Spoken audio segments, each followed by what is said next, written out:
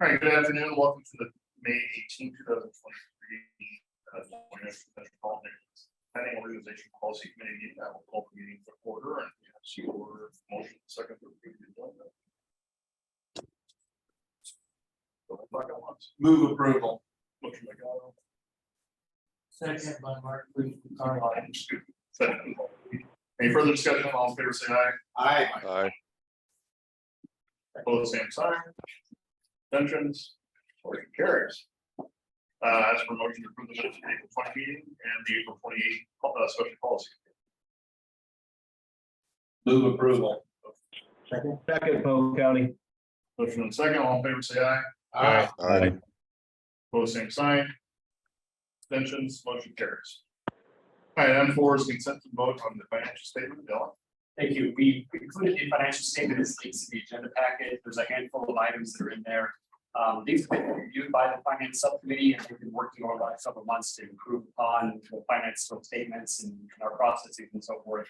What I would call to your attention is that in the previous financial statements, there was an item in the statement of financial position called reconciliation discrepancies. It was a little over $1 million. After discussing that with the auditor, that was something that was a remnant from when we switched auditors and when we switched accounting softwares. So they recommended that we put into retained earnings. It sounds like a scary thing, but it's not. It's a pretty standard thing. Finance subcommittee was good with that recommendation from the auditors. We went ahead and did that. Continue to make improvements, but like I said, the finance subcommittee recommended that this be received and filed. The executive committee did the same, so we asked you to sign off on that as well. Dylan, any questions? Again, as he said, we did review this yesterday. It's exactly. Move approval. My God, was that? Okay, second by Hanson, all in favor? Aye. Aye. Opposed, same sign. Abstentions. Motion carries. Item 5, public comment on MPO action.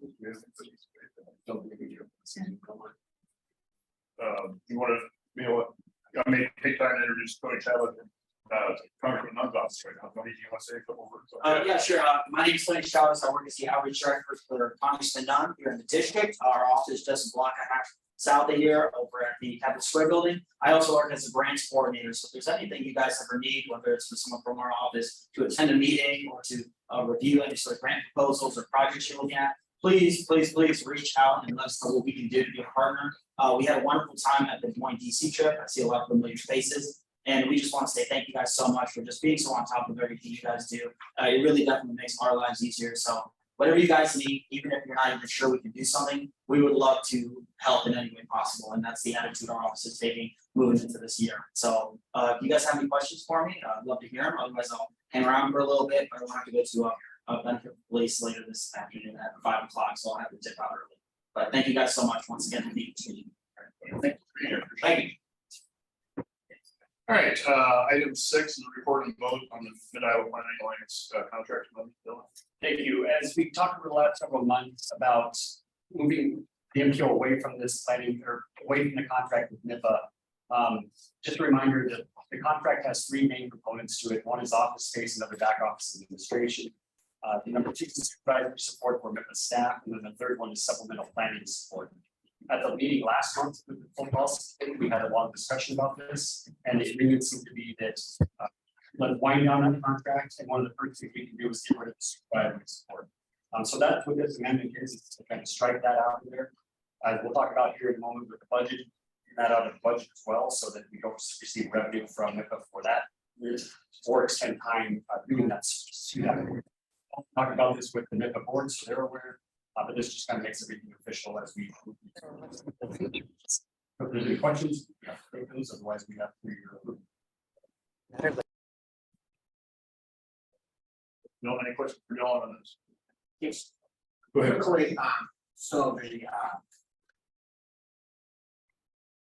impact of this, the income from buying this, tell me what how this washes out, just real quick. Yeah, the supervisory support was a pretty small component financially to this. So there was some staff hours taken out from the director, assistant director position. But that I couldn't tell you exactly what that amounts to, but it's a few $1,000s. It's not a lot, but it does help with us in that direction. Okay, and the income from the office space, That still remains, so that those components still remain for now. We're continuing to work on providing options or finding options to move that away from the MPO. For right now, that's space. okay. Thank you for clarifying. Could you clarify in a future meeting what the impact of, what the diminished impact of the income would be? For the full contract to go away. Right now, I'm that sorry, for this change. just for the supervisory support, yeah, we.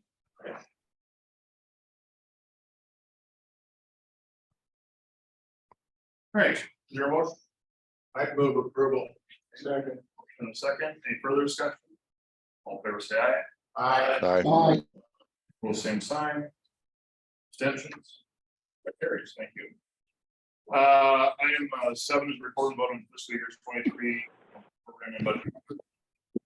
Yes, thank you. As we normally do this time of year, we have end of year budget amendments to adjust a few things, and I'll walk through those real quick. There are three main components to this. One is just a routine end of year adjustments. When we put together our work program, there's 6 different what we call work elements within the transportation planning side of things. This is with our contract with DOT. We adjust those funds around towards the end of the year to make sure that we're covering everything we need to, so that we can get reimbursed from the DOT for the charges that we are expected to incur. So that results in no net changes to the budget. The other ones do have a net change to the budget. The first one is adding the University Avenue planning study. This was the study that West Des Moines received funds for in SVG funds a couple of years ago. They were there in the 21 and 22 budgets. We didn't include them in the 23 budget, yet there was still a little bit of work left over. So in order to be able to pay West Des Moines back, we need to add that to our budget to show that we have the revenue and everything to do that. So that's a little over $5,000 adjustment to the budget that would be added in. And then the other one would be costs associated with the executive director's severance agreement. Part of that severance agreement said that certain things would be paid out in this fiscal year, other stuff would be paid out in the next fiscal year. So to cover the ones that were paid out in this fiscal year, we need to add some funds to the budget to cover it. We also added a little bit more in there to cover any end of year vacation payout for staff as well. So total that's about $50,750 to the budget will come from reserve funds. So those are the three amendments we have for you. Once these are approved, we would send it off to the IRDOT so that they have get reimbursed our funding that we need to in our audit. The questions you have to take. And I should know the finance subcommittee. I'll move it, Polk County. Second. Motion by Hawkinsmith, second by Gatto. Further discussion? All in favor, say aye. Both same sign. Abstentions, motion carries. Item 8 is report and vote on the fiscal year 24 work program and budget final draft. Okay, thank you. In March, the executive committee, because the policy committee didn't meet, the executive committee approved the draft budget, sent that on to the IRDOT. That was also reviewed by the finance subcommittee and the textbook committee. After that, the IRDOT provided us comments that we've addressed in the final budget and the final work program. And we've also addressed some things that have been discussed over the last couple of months that I'll walk through here in a moment. So if you go to the next slide, just as a recap, here are some of the notable projects that are going to be included in the work program. Starting now into next fiscal year, we'll be working on our long-range plan development that is due in November 2023. So that's going to be a big focus for us. The other big focus will be the Safe Streets for All grant we received a couple months ago that will start here pretty soon. There's a few other things in there as well. The carbon reduction strategies, a new US DOT program that we need to address and work into our planning process. So that's in there. And one thing that we added from the draft is innovative transportation funding. There's a lot of different funding programs coming down now through the infrastructure bill that was passed 18 months or so ago. And so we just want to make sure that we are exploring all of those options, looking at the innovative transportation funding so that we ensure that projects can move forward here in the region. If you go to the next slide, the things that have changed from the draft, we wanted to highlight. IRDOT had only 3 main comments, and they highlighted that typically our work program is a best practice for the state, and this year's no exception. And so these were pretty minor changes. One was just discussing the emphasis areas that US DOT puts out each year. That's not a requirement, but they suggested doing it, so we did that. There's some more detail that they wanted to see with complete streets in the infrastructure bill. It's a requirement that 2.5% of the planning funds that the MPOs receive have to be used for complete street projects or complete street activities. The benefit to that is those do not require any local match for that activity. That's about $25,000, and less than $25,000 doesn't require a local match on it too. So we needed to justify that a little bit more. And then noting that the Safe Streets for All grant is a separate agreement with DOT. Otherwise, some changes that were made is we removed some of the non-transportation aspects out of this. So remove the watershed management activities, remove SAP supervision from MIPA like we just talked about, and removes the Green Iowa Miracle that we talked about a little while ago or a couple months ago. And then we beefed up the water trails build grant to reflect the updated funding totals, cost related to the director's severance that I talked about a moment ago, and then it mentioned the carbon fueling infrastructure grant that we're currently working on will continue the next fiscal year. Go to the next slide, final slide we have here, just end of year balance, just to cut to the chase in the big red box there, about $3,400 balance at the end of the year. So we're still in a good financial position. One thing I will draw your attention to is the planning funds that we receive. Those planning funds are still based on the 2010 census numbers, and they're based on the urban area population. So now Iowa DOT is required to take a look at how that formula works as we have a new census and as they update those 2020 numbers. So this is still has some wiggle room to be adjusted, but it sounds like that formula will probably stay the same. And if it does, next fiscal year, for 2025 fiscal year, we'll probably see another $110,000 planning funds coming to the MPO. So right now we're at $3,400 balance, but we should see quite a bit of income coming in next fiscal year through our planning. Just wanted to mention that, and that's all I have for you. So if there's any questions, happy to take them. Again, the finance subcommittee, tech committee, and the executive committee all recommend approval of the budget. Dylan, what's the impact of removing watershed management as an activity? The watershed management contract was with Polk County. It was for about $10,000. So it's relatively minor in our scope of work, and we knew that was coming, so we were able to adjust and to take that out. I can speak to that if you want me to, Dylan. Yeah, sure. Go ahead, Tom. Yeah, this is Tom Hoxman. So basically, and I was back when we first started watershed management authorities. The MPO helped us facilitate setting up and the authorities, determining which watersheds and what local government should be involved. And then Polk County's actually taken it from there. We have 3, I think, full-time staff between Polk County and Polk County Conservation that are sitting on all the boards and also helping manage the watersheds through the WMAs. So we just, from Polk County standpoint, we didn't see any sense in continuing to have the MPO provide those services when we were, frankly, doing it. Thank you. Right, any further discussion? Is there a motion on this? I'll move it. Thanks, Dylan, for your work. I appreciate it. Thanks, Tom. Motion by Hawkinson. Second by Gatto. Further discussion? All in favor, say aye. Aye. Opposed, same sign. Extensions. That motion carries. Item 9, report and vote on the water trails destination Iowa outdoor recreation grant agreement. Matt, are you online? Yes, I am. Thank you. Thank you, Bob. So what we got before us here is the Destination Iowa grant that the Icon Water Trails folks were able to work with the Economic Development Authority on. Basically, what we're seeking to do is the approval to move forward to be able to secure those funds. And as a result of the MPO holding the construction contract, as the slide says there, the MPO needs to sign off on this. Thanks, Matt. Any questions for Matt? For a motion. Move. Second by County. Any further discussion? All in favor, say aye. Aye. Opposed, same sign. Extensions. Motion carries. Then I intend to report and vote on the water trails indemnification. Yep. Thank you, Bob. This relates to the previous item. This is an indemnification agreement related to that Destination Iowa grant.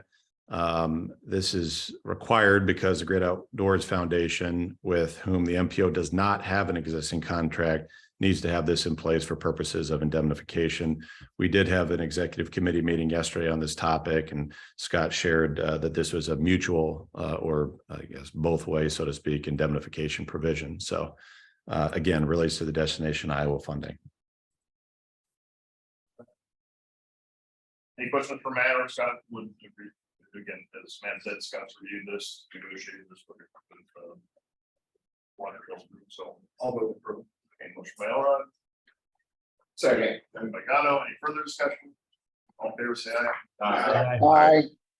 Pose same sign. Abstention. That motion carries. And just to note as well, Matt, thank you for your reports on that. And just to note, we did have one other item, obviously, that was the agenda was amended and taken off because we won't have for action this month related to a letter of credit. We did have a discussion in executive committee yesterday. Some questions regarding that. We need to get answered, or something that brought up some questions on that. So we are getting some answers on that, and we anticipate that coming back next month for approval by both execs for the policy committee. So that's why that was taken. All right, we will move to item 11, which is report and vote on the water trail building grant payment approval. Zach. So this is for payout number 5 that was submitted to us by Snyder back on May 5th. I would note that it was reviewed both by Snyder and Polk County, and they both concurred with the amount that's on this payout, which is a little over $1.4 million. Of this amount, about 950,000 of it is for reimbursable expenses. The remaining 489,000 is related to stock materials, which cannot be reimbursable until after they are used on the project. We will be lumping this payout in with payout 4 as far as reimbursements go. So it'll be our 4th reimbursement request. As I mentioned, for the most part, a big chunk of that was for stock materials. The other large portion of that was for a mobilization payment that was triggered by an Iowa DOT specification. Essentially, what that means is they were far enough along their work that it triggered this large mobilization payment. I believe it was about $560,000. The rest of it was work related to some removal of some concrete on site and then getting ready for the dewatering pipelines and such. So I'm happy to answer any questions you have. The only other thing I would note is did have an on-site inspection from the Federal Highway today. That was attended by the contractors. The Iowa DOT had representation there, as well as Federal Highway. We walked around, looked at the site, and went back to the trailer, went through a bunch of paperwork. And I'm happy to say that everything was in order.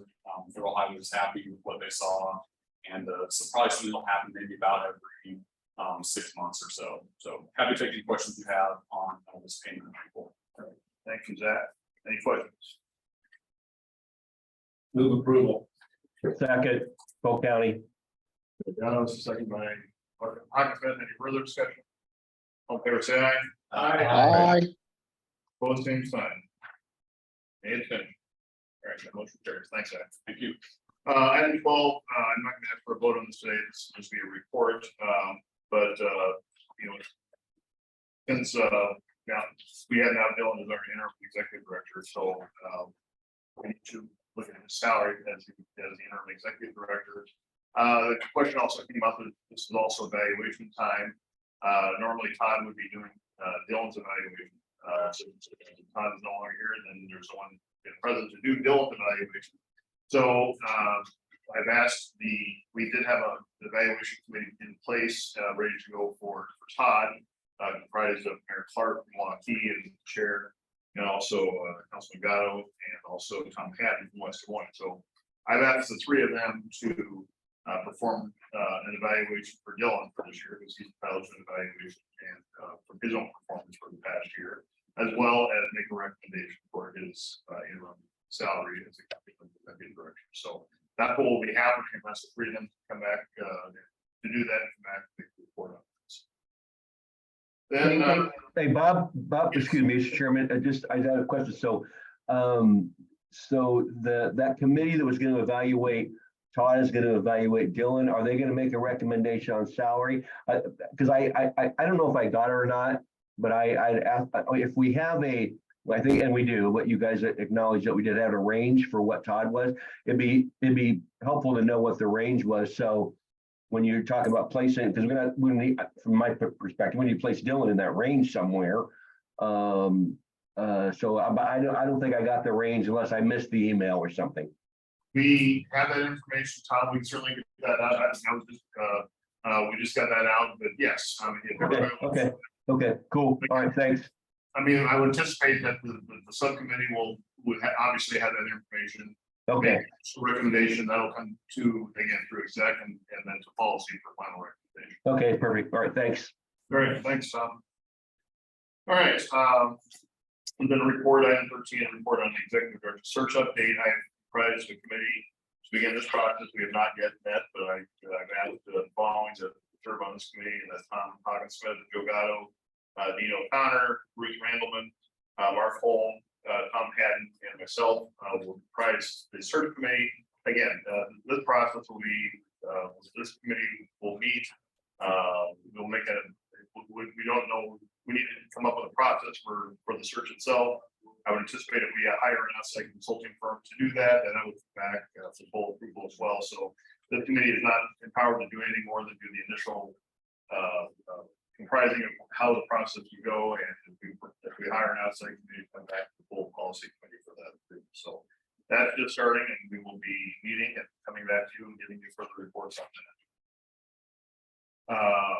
And item 14 is report on the DMDC decrease on legislative update. Dylan, I'll turn the video. Okay, thank you. I'll start this anyway. Last week was the DC trip, and several of us were out there on that. From the MPO's perspective, we had several productive meetings with our congressional offices, such as Representative Dunn's office. We also had a meeting with Transportation for America. Transportation for America is an advocacy group that works on transportation, so we were able to meet with them and understand the latest lay of the land and some appropriation bills and so forth. And then we facilitated discussions on transportation and infrastructure a few different times with members of the people that were there on the trip, and the congressional staff was also involved with those. Jumping back to our first one on the congressional office meetings, we covered things such as the community project funding, raise grant applications that are into USDOT right now, as well as the Purple Water Highway project. So those were some of the things we covered. And then we just built on those relationships that we already have with the congressional offices, and again, started our relationships with Representative Dunn's office too. So that's what we discussed. I think with that, turn it over to the chair to walk through a sponsorship presentation that he got to do as part of one of the luncheons. Yes, we helped sponsor one of the luncheon. So Bill Gunner, we put together a little presentation about the MPO, and hopefully we're not aware, this is the 40th anniversary of the MPO, and so we took the opportunity to take advantage of looking back 40 years on the MPO and looking ahead. So, as we say, we are focused on transportation things here at the MPO. We may not always agree on what's transportation, but at least for today, transportation does include time travel. So we are looking at the 40th anniversary by taking the ride back in the Wayback Machine of time. So with that, wow, there my 40 years ago. That was 1983, and I was a senior at Central College and getting ready to head to Drake Law School. So that's not the best thing. And by the way, I was before I was on the MPO. Yes. All right. Let's get over here. And there's Dave Byers in 1980s. Not President Byers, but you see, he's at the time of this presentation, I said he was sporting the partnership red, but now I can say he's sporting Simpson College. So there's Dave Byers. This is from 40 years ago. This would have been the 4th year of the DMDC fly-in. And this photo was found in the partnership archives, and it was labeled "Men at a Table." So that was the DMDC trip 40 years ago.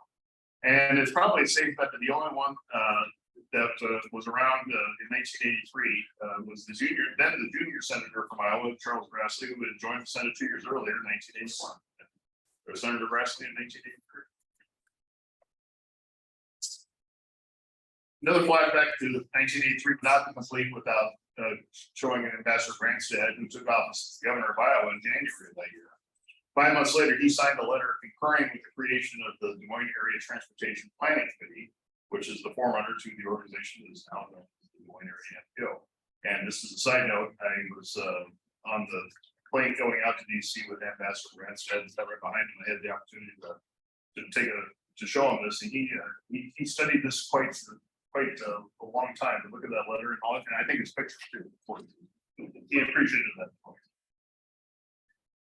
So now fast forward to 2023 and our 40th anniversary, and I think we can all agree that the MPO has been a very significant investor making greater Des Moines than it is today. So we estimate that the MPO has invested around $500 million in the region over the past 4 years. We can all attest to that. It's been a very significant impact on the region. Streets and roads, highways and connectors, buses and bikes, trails or water trails. However you get around, there's a good chance that there's MPO dollars in any project in the policy. With that, now with our presentation, the MPO, and again, we are celebrating 40 years, and we're looking forward to 40 years and beyond for this organization and for our region. That was it. And no, we can't have a copy of that. All right. Anything further on the DMDC? I know there's other people in the room on this, so I appreciate everybody. We had a lot of meetings, and I know a lot of you took part of those meetings, so thank you for whatever you did to help advance the cause. Yeah. Mr. Chairman, you haven't changed a bit from that picture. Thanks, Tyler. All right, item 15, I'll show you that, so. Thank you. These are all in your package. Wanted to bring them to your attention today as well. There's aging populations, as well as cost benefit analysis, which cost benefit analysis one might be good for all of your staff to put on. That is a big piece of a lot of the grants going forward. And then there's the TRB conference later in July in Cedar Rapids. And further out in November, when we'll be called again, go to DC for another TRB. I think that's it for me on that. If you have any questions. Otherwise, I'll take you into some non-action items. Thank you very much. All right, move on to that. Thank you, Allison. Thank you. Okay, so we have been working on the charging fuel and infrastructure discretionary grant. We've been focusing on that community charging portion of that. Cities are starting to finalize and get resolutions on sites. And as your city does the same, please do return those to us so we can put the package together. The submission deadline was mysteriously moved back 2 weeks last Friday afternoon. And so now it's due June 13th instead of May 30th, which gives a little bit more breathing room for folks as they finalize those things. So most of the MPO cities in Central Iowa are on track for the May 30th, but if you're not, we still have a little bit of time. We will be bringing this final packet back to the executive committee on June 7th. The policy committee meets the day after submission. And right now I don't have a full packet, so I didn't want to bring kind of a half empty suitcase. So executive committee will be asked to approve it on June 7th, and then you all will see the packet on June 14th. So 14th. If you have any questions on that, I'd be happy to take them at this time. Question? Okay, next up for me is just another one coming down the pipeline. So protecting resilient operations for the transformative, efficient, cost savings transportation discretionary grant program. Now open protect. That's what we're going with it from now on. So this one really aims at transportation becoming more resilient. It focuses on natural hazards and things like that. Evacuations, transit can be a piece of this as well. Looking at jurisdictions that could apply. It could be the MPO, it could be a county or a city as well. So I really encourage folks to look into the hazard mitigation plan and see what's in there as well, and then couple those things together. Working with AJ and Cameron at Polk County Emergency Management to amend any hazard mitigation could bolster that application as we move forward. Do keep that in mind. This one is over, so there's 848 million over these years, but this will run through 2026. So it's not a one and done. There are some virtual meetings coming up. Those are usually recorded and put online as well. And this one we get more than 30 days. So August 18th, 2020, put that back together. If the MPO can give any assistance, please do reach out to us. Happy to coordinate or help out in any way. If you have any questions, I'd be happy to take them at this time. Thank you, Allison. Questions about this? Done. Bill, it's coming back to you. You got something? Yeah, I do have a few items. As we talked about a couple of months ago, we received the Safe Streets for All grant from the USDOT. And we put out an RFP on the street a month or so ago. That deadline for the RFP responses closed last Friday, and we received 3 responses from some pretty good teams with a lot of different companies involved in those. Now, to help us move forward, we've discussed creating a selection committee to review those RFPs, interview the consultant teams, and so forth. So we wanted to mention to you who was on that selection committee, and this is the first time that they are hearing this as well, so it's like a lottery here. So we identified Mark Holm from Ankeny, Stephanie Reba Norwalk, Marquita Oliver from Bondurant, John Davis, who's the traffic engineer for the city of Des Moines, Eric Peterson, traffic engineer for the city of West Des Moines, Luis Montoya from DART, and Jeremy Lewis from the Street Collective. So hopefully those of you that are on this call in the room agree to do that. We'll be reaching out to those that aren't on the policy committee to see if they're willing to do that as well. But we wanted to mention that. We'll be back with next steps as far as when those interviews happen, contract, and all those fun things later on. A couple other things I wanted to mention is I think you all recognize it's been a tough couple of months as we've gone through some transition here. One thing that I'm trying to do is reach out to all of our board members and have one-on-one conversations just to see what can we be doing as staff, what can we be doing to kind of make sure everybody's starting to row in the same direction now as we start to move forward, stabilize the organization, and set things up for the next director to come in and come in on a nice calm waters here. So if you haven't heard from me yet, I'll be reaching out to you. If you have already met with me, thank you very much for doing that, and we'll move forward from there. And then kind of the last item, somewhat related to that, not to belabor the point, but I just wanted to acknowledge that things are continuing to work here, even though we have been going through this transition. Business continues at the MPO. We're trying to do everything we can to make sure that you don't see any adverse drop off in performance from our staff. Projects move forward and funding moves forward. Everything's moving forward as best we can. So I want to thank the staff that's here for helping me get everything moving in that direction.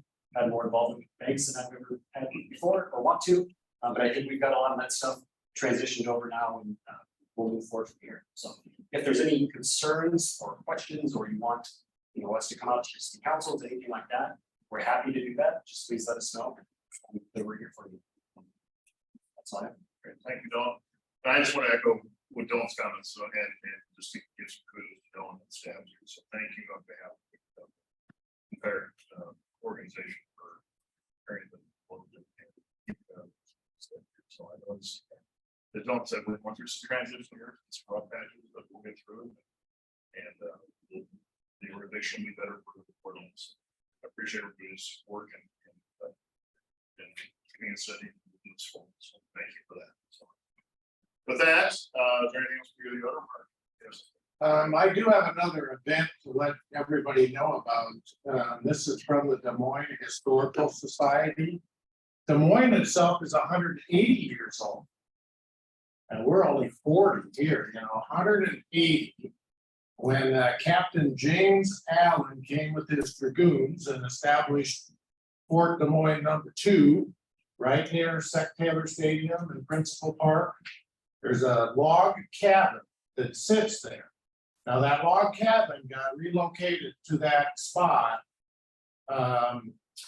It was a Washington County log cabin. None of the original Fort Des Moines buildings are still there. But the log cabin on Saturday from 11 to 1, the Historical Society will have that open. So go to the farmer's market and then go to the cabin. And the only reason that I care is that the architect William Wagner, who gave his collection of stuff to Dallas County, he's the guy that helped build that log cabin. He did Abby Gardner's cabin up in Okoboji too. So he's got a file this thick on reconstruction of log cabins because he did the blacksmith shop for Hoover and Hoover Library and Terrace Hill and all that. But Wagner did some drawings of what original Fort Des Moines looked like. I'm going to bring those to that event. So if anybody wants to know what Des Moines looked like in 1843, come to that event. Thank you, Mark. Go ahead. Sorry, I skipped over this one. I wanted to let you know, Andy Lunan couldn't be here today because he's at this public meeting. This is for a project on 141 that would have some safety improvements between Highway 17 and Highway 415.